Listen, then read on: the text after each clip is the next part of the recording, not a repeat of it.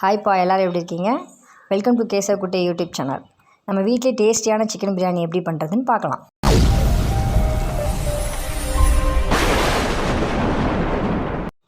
அதுக்கு நம்ம இப்போ ஒரு குக்கர் எடுத்துக்கிறோம்.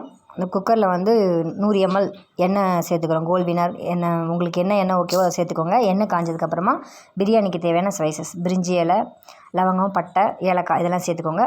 அது நல்லா பொரிஞ்சதுக்கப்புறமா மல்லி இலை, கருவேப்பிலை, புதினா கொஞ்சம் எடுத்து வச்சுருந்ததை போட்டுக்கோங்க. அதுவும் பொரிஞ்சதுக்கப்புறமா வந்து வெங்காயம் 2 வெங்காயம் சேர்த்துருக்கேன் நான். 2 வெங்காயத்தை மெலிசாக கட் பண்ணி சேர்த்துக்கோங்க. வெங்காயத்தை வந்து நல்லா வதக்கிக்கோங்க. இதில் மெயினாக பிரியாணியோட டேஸ்ட்டே என்னென்னா, வெங்காயம் வந்து கோல்டன் ப்ரௌன் கலர் மாறுற அளவுக்கு நல்லா வதங்கிக்கணும். வெங்காயம் நல்லா வதங்கினா தான் பிரியாணி வந்து டேஸ்டியாக இருக்கும். ஸோ வெங்காயத்தை நல்லா வதக்கிட்டு 2 தக்காளி, 2 வெங்காயம் சேர்த்துருக்கேன், 2 தக்காளி சேர்த்துக்கோங்க. மீடியம் சைஸ் தக்காளி 2, ஒரே ஒரு பச்சை மிளகா. தக்காளி வதங்கிறதுக்காக தேவையான அளவு உப்பு போட்டுக்கோங்க. பின்னாடி வந்து நம்ம பத்தலைன்னா பார்த்துட்டு செக் பண்ணிட்டு போட்டுக்கலாம். இப்போ தக்காளி நல்லா வதங்கிடுச்சு. தக்காளி வதங்கினதுக்கப்புறமா நம்ம க்ளீன் பண்ணி வச்சுருந்த சிக்கன் பீசஸ், இப்போ வந்து நான் 1/4 கிலோ சிக்கன் எடுத்திருக்கேன். இஞ்சி பூண்டு பேஸ்ட்டு போட்டு ஊற வச்சுருந்தேன். ஒரு 1/2 hour ஊற வச்சுருந்தேன். அந்த இஞ்சி பூண்டு பேஸ்ட்டு போட்ட ஊற வச்ச சிக்கனையும் எடுத்து அதில் கொட்டி நல்லா கிளறிக்கோங்க. தண்ணி வற்றுற அளவுக்கு நல்லா வதக்கிக்கிறணும். இப்போ வந்து தண்ணி நல்லா வற்றிடுச்சு. தண்ணி நல்லா வற்றினதுக்கப்புறமா திருப்பி நல்லா கிளறி விட்டு நமக்கு தேவையான மசாலா, பிரியாணிக்கு தேவையான மசாலாலாம் எடுத்து வச்சுருக்கோம், அதை சேர்த்துக்கலாம்.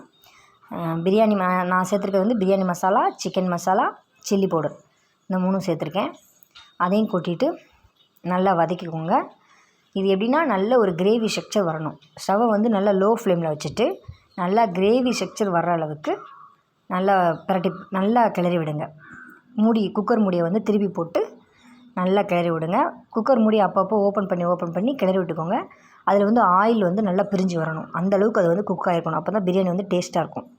நம்ம பீசஸ் போட்ட உடனே அடுத்த ரைஸ் வந்து போடக்கூடாது. அந்த மசாலா நல்லா குக் ஆகி அந்த ஜூஸ்லாம் வந்து அந்த சிக்கனில் இறங்கணும். அப்போ தான் வந்து அந்த பீசஸ் எடுத்து சாப்பிடும்போது நல்லா டேஸ்ட்டாக இருக்கும்.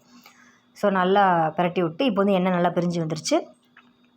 இப்போ வந்து நான் ஒரு உலக்கு பாஸ்மதி ரைஸை வந்து 5 minutes ஊற வச்சுருக்கேன். 5 minutes ஊற வச்சுட்டு அதை நல்லா வாஷ் பண்ணி எடுத்து சேர்த்துக்கோங்க. ஒரு உலக்குக்கு வந்து 2 உலக்கு தண்ணி. சில பேர் வந்து 1க்கு வந்து 1 1/2 தண்ணி சேர்ப்பீங்க. நான் வந்து எப்பவுமே 1க்கு 2 தான் தண்ணி சேர்ப்பேன். அப்படின்னா தான் நான் ஏன்னா ஊற வைக்காதனால எனக்கு இந்த மாதிரி சேர்த்தா கரெக்டாக இருக்கும். நான் பண்ணுற மாதிரியே பண்ணிங்கன்னா உங்களுக்கு பர்ஃபெக்டாக வரும். 1க்கு 2 தண்ணி வச்சு நல்லா அதுக்கப்புறம் கொஞ்சம் சால்ட்டு செக் பண்ணி தேவையான சால்ட்டு போட்டு நல்லா கிளறி விட்டு 1 ஸ்பூன் நெய் விட்டுக்கோங்க. 1 ஸ்பூன் நெய் விட்டு அதையும் நல்லா கிளறி விட்டு உப்பு, சால்ட், காரம்லாம் செக் பண்ணிவிட்டு குக்கரை வந்து க்ளோஸ் பண்ணிடுங்க. குக்கரை க்ளோஸ் பண்ணிட்டு 2 விசில் விட்டு ஆஃப் பண்ணிடுங்க. சூப்பரான பிரியாணி ரெடி. இப்போ நம்ம குக்கரை ஓப்பன் பண்ணிக்கலாம். வாவ், சூப்பரான சிக்கன் பிரியாணி ரெடி. அப்படியே சர்வ் பண்ண வேண்டியதான். பர்ஃபெக்டாக இருக்கும். டாடா, பாய்.